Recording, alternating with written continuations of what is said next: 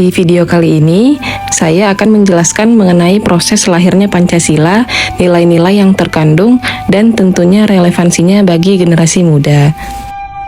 Proses perumusan dan penetapan Pancasila sebagai dasar negara melibatkan 3 badan penting dan melalui beberapa tahapan krusial, yaitu BPUPKI, Piagam Jakarta, dan PPKI.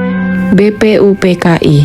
Proses dimulai dengan sidang pertama BPUPKI yang berlangsung dari 29 Mei hingga 1 Juni 1945.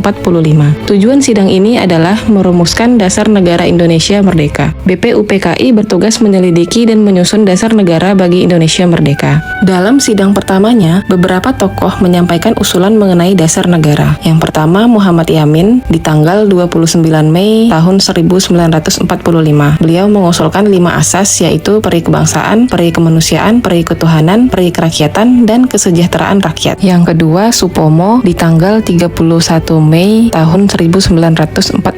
Beliau mengusulkan 5 dasar, yaitu persatuan, kekeluargaan, keseimbangan lahir batin, musyawarah, dan keadilan rakyat. Yang ketiga, Insinyur Soekarno di tanggal 1 Juni 1945. Beliau menyampaikan usulan 5 prinsip yang ia namakan Pancasila, kebangsaan Indonesia, internasionalisme atau peri kemanusiaan, mufakat atau demokrasi, kesejahteraan sosial, dan ketuhanan yang Maha Esa. Piagam Jakarta. Waktu perumusan Piagam Jakarta pada tanggal 22 Juni tahun 1945.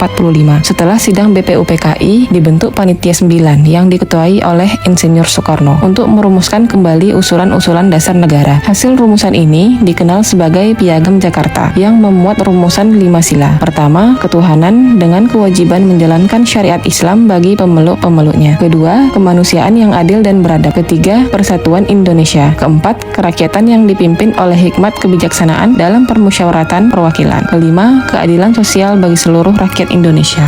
PPKI. Untuk menjaga keutuhan dan persatuan bangsa Indonesia yang baru merdeka, dilakukan perubahan pada sila pertama sebelum Pancasila disahkan. Pengesahan Pancasila pada tanggal 18 Agustus tahun 1945, sehari setelah proklamasi kemerdekaan. PPKI mengadakan sidang dan mengesahkan Undang-Undang Dasar tahun 1945, termasuk pembukaannya. Sebelum pengesahan, frasa kontroversial dalam sila pertama Piagam Jakarta diubah menjadi ketuhanan yang Maha Esa. Perubahan ini menunjukkan sikap mengutamakan persatuan dan kesatuan bangsa di atas kepentingan golongan. Rumusan final yang disahkan sebagai dasar negara yaitu yang pertama, ketuhanan yang Maha Esa, yang kedua, kemanusiaan yang adil dan beradab, yang ketiga, persatuan Indonesia, yang keempat, kerakyatan yang dipimpin oleh hikmat kebijaksanaan dalam permusyawaratan perwakilan, yang kelima, keadilan sosial bagi seluruh rakyat Indonesia. Dengan demikian, rumusan Pancasila yang sah dan menjadi dasar negara Indonesia tercantum dalam pembukaan Undang-Undang Dasar 1945 yang disahkan oleh PPKI pada tanggal 18 Agustus tahun 1945.